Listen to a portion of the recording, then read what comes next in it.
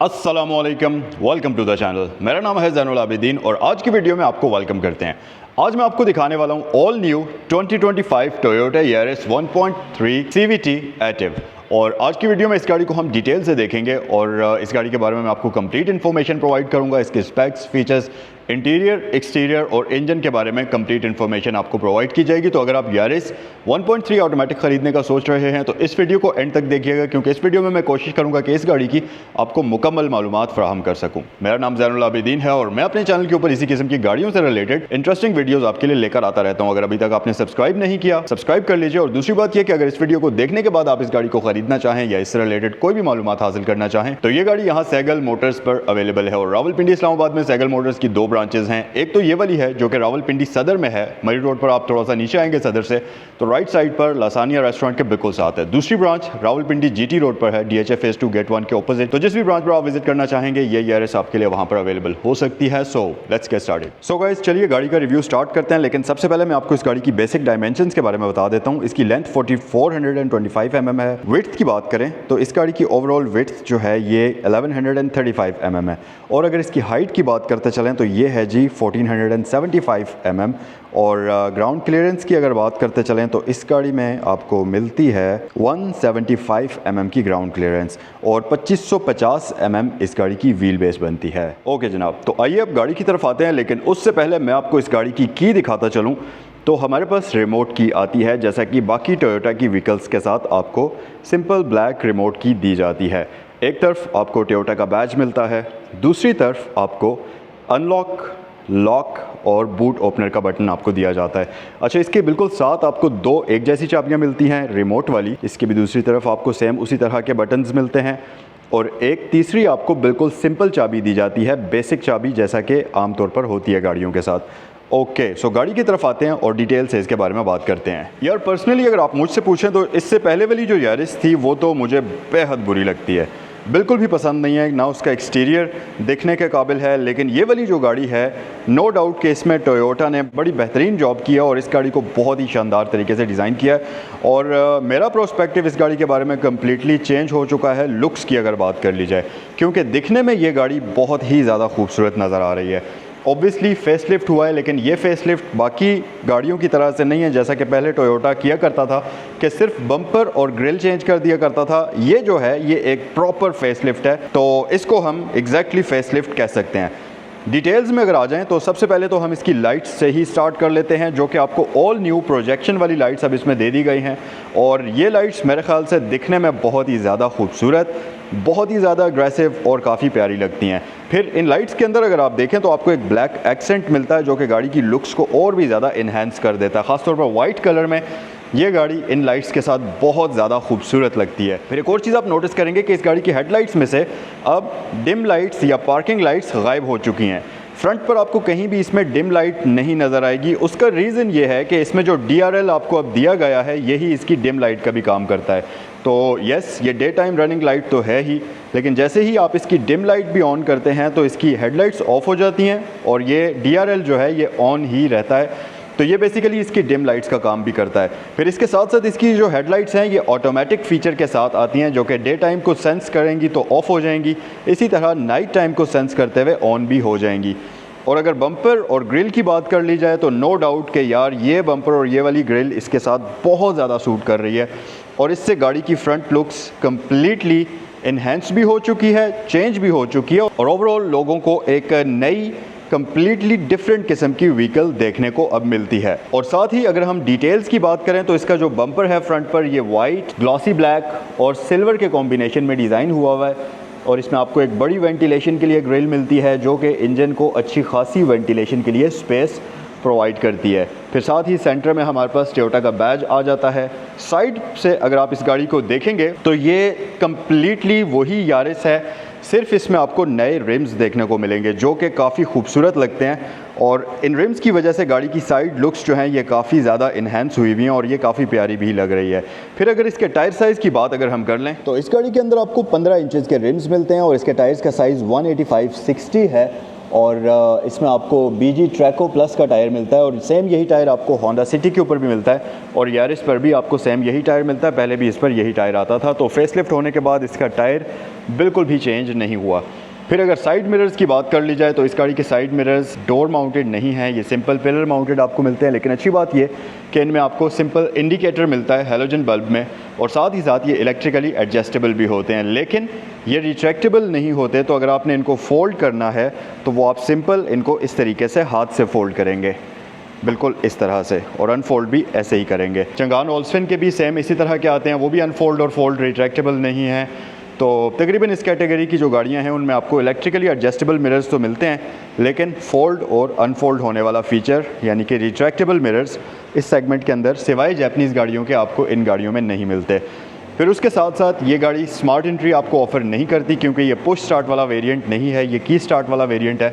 और weather strips वगैरह इस गाड़ी में साइड पर नहीं आती हैं, बिल्कुल प्लेन बेसिक आती है। और अगर व्हील्स की तरफ आएँ तो ये गाड़ी फ्रंट पर तो डिस्क ब्रेक्स ऑफ़र करती है, लेकिन रियर साइड पर आपको इसमें ड्रम ब्रेक्स का ऑप्शन दिया जाता है। बाकी फीचर्स में यस, इसमें ABS वगैरह आपको दे दिया गया है। अच्छा, रियर लुक्स की अगर बात करें तो यहाँ पर आपको बहुत ज़्यादा चेंजेस इस गाड़ी में देखने को नहीं मिलते, लेकिन मेरे ख्याल से इस गाड़ी की रियर लुक्स डे वन से ही काफ़ी ज़्यादा खूबसूरत हैं। असल मसला फ्रंट लुक्स का था, क्योंकि जो पुरानी वाली यारिस थी उस गाड़ी की फ्रंट लुक्स बेहद पैथेटिक किस्म की थी और देखने में वो गाड़ी बहुत ही बुरी लगती थी। फ्रंट साइड से अजीब सी लाइट्स थी और अजीब सी उसकी ग्रिल थी जो कि काफ़ी अगली इस गाड़ी को लुक देती थी। लेकिन ये गाड़ी बैक साइड से नो डाउट के दिखने में बेहद ज़्यादा खूबसूरत है और जो फेसलिफ्ट हुआ है उसमें भी बहुत ज़्यादा चेंजेस नहीं आए। रियर साइड पर अगर लाइट्स की बात कर लें तो इसमें आपको साइड स्वैप्ड जाइगेंटिक लाइट्स मिलती हैं, इसमें लावा इफेक्ट आपको नज़र आएगा, इंडिकेशन वगैरह वो सारी चीज़ें यहाँ पर आपको दी जाती हैं।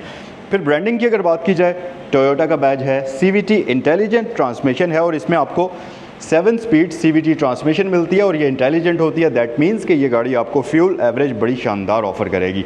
फिर उसके साथ साथ यारिस GLI का बैज यहाँ आपको रियर साइड पर मिलता है। फिर नीचे अगर आप देखें तो यहाँ पर आपके पास रिफ्लेक्टर्स वगैरह का ऑप्शन आपको दिया जाता है और इस गाड़ी में आपको रियर साइड पर पार्किंग सेंसर्स भी दे दिए गए हैं। अगर हम रियर कैमरा की बात करें तो अनफॉर्चुनेटली इस गाड़ी में आपको रियर कैमरा नहीं मिलता। अच्छा, इसके बूट को ओपन करने के बेसिकली 2 तरीके हैं। एक तो ये है कि ये जो बटन आपको दिया गया है इसकी की के ऊपर, डिग्गी वाला, इसे आप प्रेस करेंगे तो बूट ओपन हो जाएगा।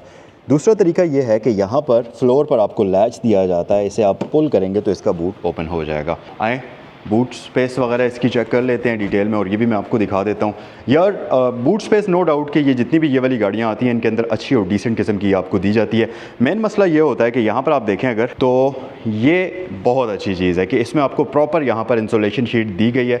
हालांकि अगर आप 2016-17 वाली सिविक को देखें, सिविक हालांकि इससे ऊपर वाली कैटेगरी में फॉल करती है, इससे ऊपर की क्लास की गाड़ी है और उसमें आपको यहाँ पर ये नहीं दिया गया था, नमदा वगैरह और ये इंसुलेशन शीट नहीं थी। तो अच्छी बात यह कि इसमें आपको यहाँ पर भी पैडिंग मिलती है, तो कॉस्ट कटिंग करने की कोशिश नहीं की गई। ये वाला जो एरिया है इस सेगमेंट की तकरीबन सारी ही गाड़ियों में यहाँ पर आपको कोई भी इंसुलेशन वगैरह या इसके ऊपर कोई भी किसी किस्म का कवर नहीं मिलता। फिर नीचे अगर आप आ जाएंगे तो ये इसके मैट्स वगैरह पड़े हैं जो कि फैक्ट्री से ही साथ आते हैं। अच्छा जी, उसके अलावा यहाँ पर ये क्या है, ये पता नहीं क्या चीज़ है। मुझे लगता है कि ये टायर को चेंज करने के लिए ही कुछ कोई ऐसा टूल है। अगर आप में से किसी को पता है तो मुझे भी बताइए कमेंट सेक्शन में कि ये क्या चीज़ है। बाकी ये जो है टायर रिप्लेसमेंट किट वगैरह आ जाती है, इसकी को ऊपर उठाते हैं और नीचे आपके पास स्पेयर रिम सिंपल वाला आ जाता है। स्टील रिम आपको इसमें दिया जाता है स्पेयर टायर के लिए।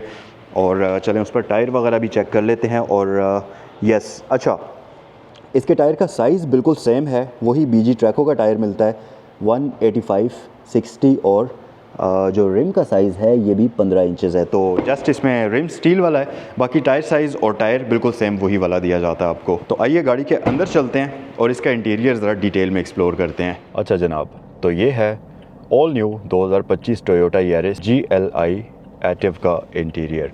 अब फ़ीचर्स की अगर बात करते चलें तो यहाँ पर इसमें आपको काफ़ी सारे फ़ीचर्स मिलते हैं जिन पर अभी हम कुछ ही देर में आते हैं। सबसे पहले तो हम इसके लेआउट की बात कर लेते हैं।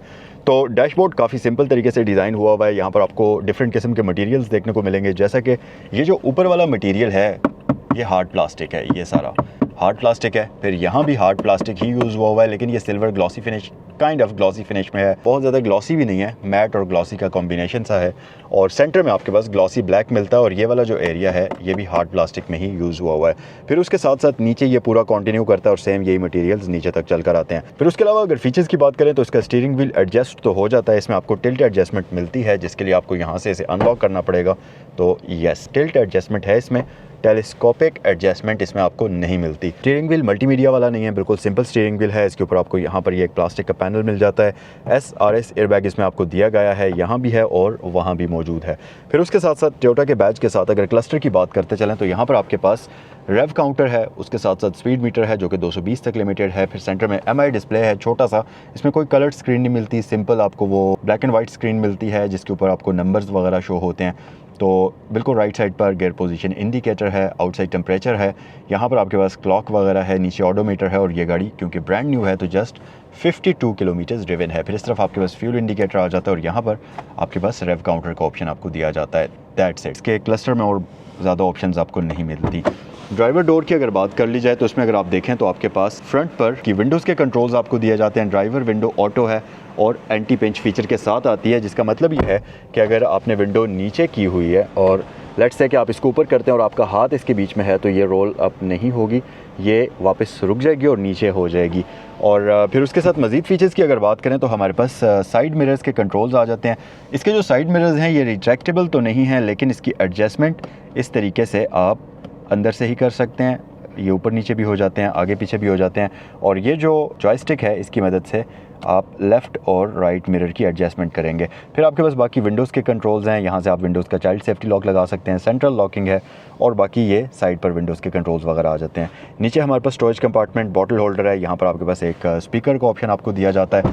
फिर उसके साथ साथ मज़ीद अगर ऑप्शंस की बात करें तो क्योंकि इस गाड़ी में आपको पार्किंग सेंसर्स भी दे दिए गए हैं तो यहाँ पर आपके पास पार्किंग सेंसर्स वगैरह को ऑन ऑफ करने का बटन है और साथ ही यारिस के अंदर आपको ट्रैक्शन कंट्रोल का ऑप्शन भी दिया जाता है। मज़ीद अगर फीचर्स की बात करें तो इसमें आपको एंटरटेनमेंट यूनिट यानी कि ऑडियो यूनिट यहाँ पर प्री इंस्टॉल्ड मिलता है और अच्छी बात यह कि ये टच स्क्रीन के साथ आता है तो ऑब्वियसली आप इसमें ये मॉडर्न चीज़ है और इसमें आप मल्टीमीडिया वगैरह भी प्ले कर सकते हैं। ये मुझे एंड्रॉयड वाला नहीं लग रहा, एंड्रॉयड नहीं है, बिल्कुल सिंपल बेसिक सा, जैसे वो 2011-10 में आप अपनी गाड़ियों के अंदर आफ्टर मार्केट मल्टीमीडिया यूनिट्स लगवाया करते थे, ये बिल्कुल वैसा है। लेकिन अच्छी चीज़ ये है कि ये बहुत फास्ट है, अगर आप इसको देखें तो हर एक चीज़ काफ़ी क्विक है, स्लो बिल्कुल भी नहीं है। दैट मीन्स कि इसकी प्रोसेसिंग पावर जो है वो काफ़ी अच्छी यूज़ हुई हुई है।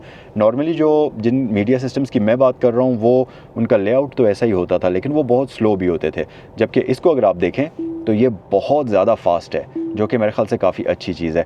फिर इसमें आपके पास डिफरेंट मेन्यूज़ हैं, यहाँ से सेटिंग में आप जाकर इसके डिस्प्ले की एडजस्टमेंट कर सकते हैं, पिक्चर एडजस्ट कर सकते हैं, सिस्टम इन सेटिंग है, ऑडियो, टी लिंक, और T link basically Toyota link है तो वो भी आप अपने फ़ोन को इसके साथ लिंक करने के लिए यूज़ कर सकते हैं।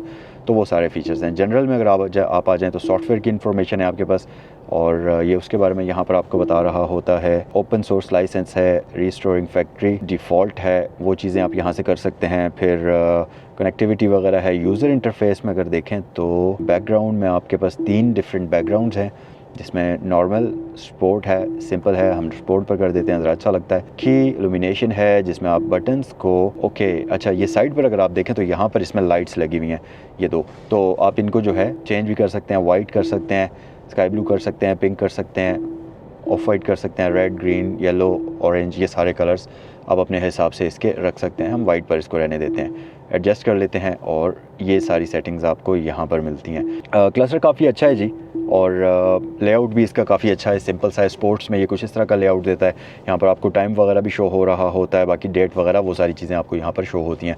फिर नीचे आपके पास 2 एयर वेंट्स हैं। टोयोटा की एक चीज़ यार सबसे अच्छी जो मुझे वैसे पर्सनली पसंद है वो इसका एसी है, मतलब सुपर एफिशिएंट किस्म का एसी इन गाड़ियों में चलता है। अगर अभी आप देखें तो इस वक्त ठीक ठाक गर्मी है, मतलब ऑब्वियसली ये जून जुलाई का महीना चल रहा है और इसका एसी मैंने जस्ट 2 की स्पीड पर रखा हुआ है और बेहतरीन तरीके से इसकी कूलिंग हो रही है। मतलब बिल्कुल भी 3 पर करने की ज़रूरत नहीं है, बल्कि फ्रंट पर जो दोनों पैसेंजर्स हैं वो तो 2 की स्पीड पर भी बेहतरीन तरीके से उनका जो टेम्परेचर है वो कूल डाउन हो जाता है। तो एसी की एफिशिएंसी और परफॉर्मेंस नो डाउट के टोयोटा की तकरीबन तमाम ही व्हीकल्स की कमाल की होती है और इस गाड़ी में भी वो चीज़ आपको मिलती है देखने को। फिर सेंट्रल डैशबोर्ड इसका काफ़ी अपीलिंग सा है, यहाँ पर अगर आप देखेंगे तो आपके पास ये एक अदद ग्लव बॉक्स है और इसका ग्लव बॉक्स भी काफ़ी प्रैक्टिकल किस्म का है। यहाँ पर अगर आप देखें तो आपके पास 2 कंपार्टमेंट्स हैं। एक इस तरफ छोटा कंपार्टमेंट है, यहाँ पर आप अपना फ़ोन, वॉलेट, कोई भी सामान छोटा मोटा रख सकते हैं। ये आपका मेन बेसिक जो बड़ा कंपार्टमेंट है वो आ जाता है। और यहाँ पर हमारे पास ये जो टीवी है इसका एक टाइनी सा रिमोट पड़ा हुआ है जो कि आप इसके डिफरेंट फंक्शंस को कंट्रोल करने के लिए यूज़ करेंगे। इसे हम वापस क्लोज़ कर लेते हैं। अच्छा जी, ऊपर कोई भी डैशबोर्ड में यहाँ पर ग्लव बॉक्स वगैरह नहीं आता। फिर अगर नीचे आ जाएं तो आगे आपके पास 2 कप होल्डर्स हैं, यहाँ एक स्टोरेज कंपार्टमेंट है और यहाँ पर अगर आप देखें तो ये एक ब्लू कलर की लाइट है जो कि नीचे ग्लो करती है और एग्जैक्ट आपको कप होल्डर्स की पोजीशन बताती है। ये अभी तो रोशनी है, रोशनी में आपको इतना ज़्यादा प्रैक्टिकल फीचर नज़र नहीं आ रहा होगा, लेकिन रात के वक्त ये काफ़ी हेल्प करता है। तो मेरे ख्याल से ये एक बड़े मज़े की चीज़ है। फिर उसके अलावा इसमें 7 स्पीड CVT ऑटोमेटिक ट्रांसमिशन आती है और अच्छी बात ये कि ये ऑटोमेटिक के साथ साथ मैनुअली भी आप इसको ड्राइव कर सकते हैं और ये ट्रिपट्रॉनिक ट्रांसमिशन होती है। अच्छा जी, फिर मज़ीद अगर पीछे आ जाएँ तो इसमें आपको हैंड ब्रेक मैनुअल वाली मिल जाती है। नीचे आपके पास आर्म रेस्ट है, स्टोरेज कंपार्टमेंट यहाँ पर आ जाता है। और इसके साथ साथ अगर मैं इस गाड़ी की सीट्स की बात करता चलूँ तो यार बेहद कंफर्टेबल किस्म की सीट्स इसमें आपको मिलती हैं। फैब्रिक सीट्स होती हैं, ये लेदर वाली नहीं है, लेकिन टोयोटा के आइकॉनिक सॉफ्ट फैब्रिक के अंदर डिज़ाइन हुई हुई हैं और इनका कलर कॉम्बिनेशन भी वो क्रीम ऑफ वाइट सा है जो कि काफ़ी मज़ेदार लगता है। और इसके साथ साथ कैबिन मिरर बिल्कुल सिंपल वाला है, इसमें ऑटो डिमिंग नहीं आती।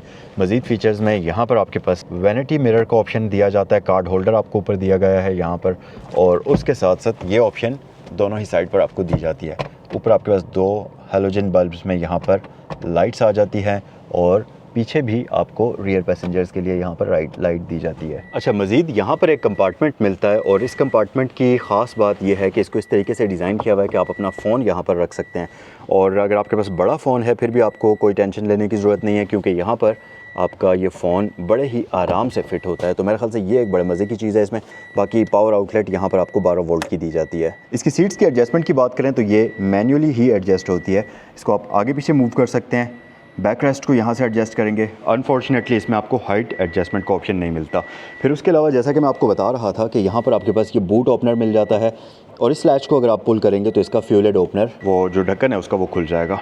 जो पिछले पैसेंजर्स हैं उनके लिए लेग स्पेस काफ़ी डिसेंट आपको मिलती है, नी स्पेस भी काफ़ी अच्छी है, फ्लैट फ्लोर है तो पीछे 3 बंदे आराम से बैठ सकते हैं। उसके साथ साथ 2 पैसेंजर्स के लिए यहाँ पर आपको 2 अदद पावर आउटलेट्स मिलते हैं। तो अगर आपने कोई भी इलेक्ट्रिकल डिवाइस को चार्ज करना है तो यहाँ पर आप एक्स्ट्रा चार्जेस वगैरह कनेक्ट कर सकते हैं। बाकी रियर पैसेंजर्स के लिए और फ्रंट पर पैसेंजर्स के लिए आपको ग्रैब हैंडल्स का ऑप्शन दिया जाता है और ये अच्छे वाले हैं, मतलब प्रीमियम क्वालिटी में है। यहाँ पर आपको ये हुक्स मिलती हैं, आप कोई भी सामान लटका सकते हैं। यहाँ पर भी आपको हुक मिलती हैं, ये हुक दी गई है इस तरफ भी आपको, तो आप कोई भी सामान वगैरह इसमें लटका सकते हैं। फिर जो फ्रंट वाला इसका डोर लैच है इसमें आपको हुक नहीं मिलती, लेकिन येस डोर लैच आपको फ्रंट पैसेंजर के लिए भी दिया गया है।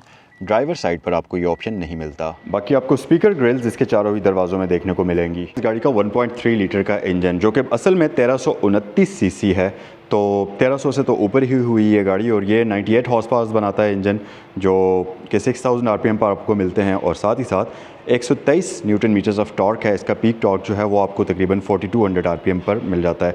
Sequential multiport fuel injection system इसमें आपको यूज़ करके दिया जाता है और ये ड्यूल ओवरहेड कैम इंजन आपको मिलता है। और यस, क्योंकि इस गाड़ी में आपको CVT 7 speed CVT automatic transmission मिलती है, जिसकी वजह से अगर फ्यूल एवरेज की बात करें तो लॉन्ग पर ये गाड़ी मेरे ख्याल से आराम से इसको 18 से 19 तो करना ही चाहिए, क्योंकि एक तो गाड़ी बिल्कुल मॉडर्न है, फिर दूसरी बात ये कि टेक्नोलॉजी इसकी जो ट्रांसमिशन की यूज़ हुई है वो भी काफ़ी शानदार है। साइज़ इस गाड़ी का छोटा है तो ये फ्यूल एवरेज लॉन्ग पर इसकी आराम से होनी चाहिए। और अगर सिटी की बात करें तो ये आपको 12 से 14 आराम से देने की सलाहियत रखती है। सो ये था आज का रिव्यू। आई होप कि ये वीडियो आपको पसंद आई होगी। अगर इस गाड़ी से रिलेटेड आपने कोई भी मालूमात हासिल करनी है तो ये जो स्क्रीन पर आपको नंबर्स दिए गए हैं इन पर आप कॉल भी कर सकते हैं। वीडियो पसंद आई है तो लाइक करना मत भूलिए, चैनल पर नए हैं तो सब्सक्राइब कर लीजिए। नेक्स्ट वीडियो में आपसे मिलते हैं। अल्लाह हाफिज़।